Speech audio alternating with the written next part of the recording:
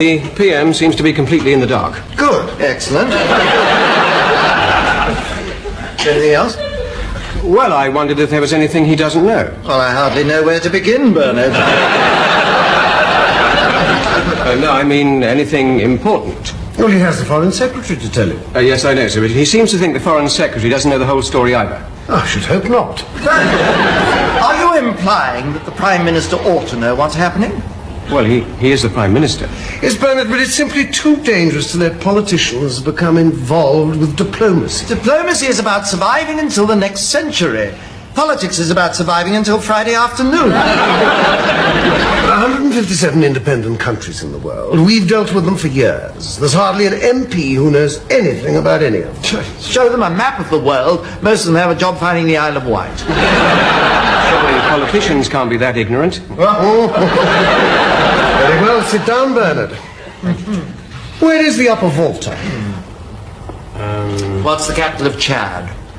What language do they speak in Mali? Who's the president of Peru? What is the national religion of Cameroon? Bernard? You should stand for Parliament. No, what I mean is, if it's a democracy, shouldn't people sort of discuss things a bit? Oh, of course, full discussion. And shouldn't they have the facts? Of course not. They don't want them. Facts complicate things. All that the press, the people and their elected leaders want to know is who are the goodies and who are the baddies. The problem is that the interests of Britain nearly always involve doing deals with people that the public think are the baddies. And not helping the goodies occasionally when it doesn't help us. So we avoid discussion of foreign affairs. Or rather, we keep all discussion inside the Foreign Office. Then we produce one policy for the Foreign Secretary, which represents our considered view. And he can act upon it. No options? None. No alternatives? None. What if he's not satisfied? Well, if pressed, we look at it again. And come up with a different view? Of course not. We come up with the same view. But what if he demands option? Well, it's obvious, Bernard.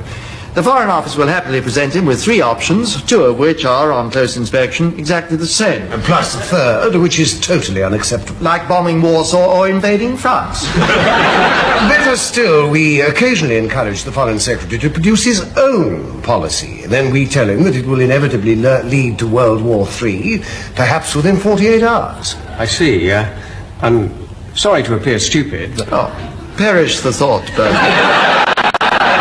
But in my experience, ministers are somewhat concerned about the effect of policy on domestic political opinion. Now, our system doesn't seem to allow for that. Of course not. We take the global view. We ask what's best for the world. Well, most ministers would rather you asked, what's the Daily Mail leader going to say? Oh, Bernard, we can't have foreign policy made by yobbos like Fleet Street editors or backbench MPs. Or cabinet ministers. Or cabinet ministers. We take the right decisions and let them sort out the politics later. Yes? Excuse me, sir. Yes, come in, Mrs. Whitmore.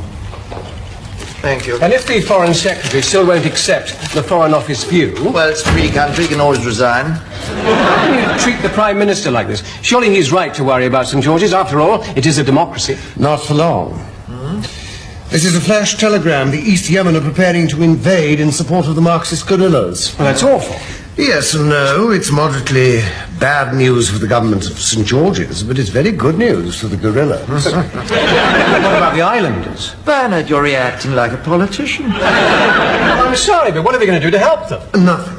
But what if St. George's appeals to us? Well, we give them every support, short of help. What if the Prime Minister insists we help them? Then we follow the 4-stage strategy. What's that? A standard Foreign Office response in a time of crisis. In stage 1, we say nothing is going to happen. Stage 2, we say something may be going to happen, but we should do nothing about it. In stage 3, we say that maybe we should do something about it, but there's nothing we can do. Stage 4, we say maybe there was something we could have done, but it's too late now.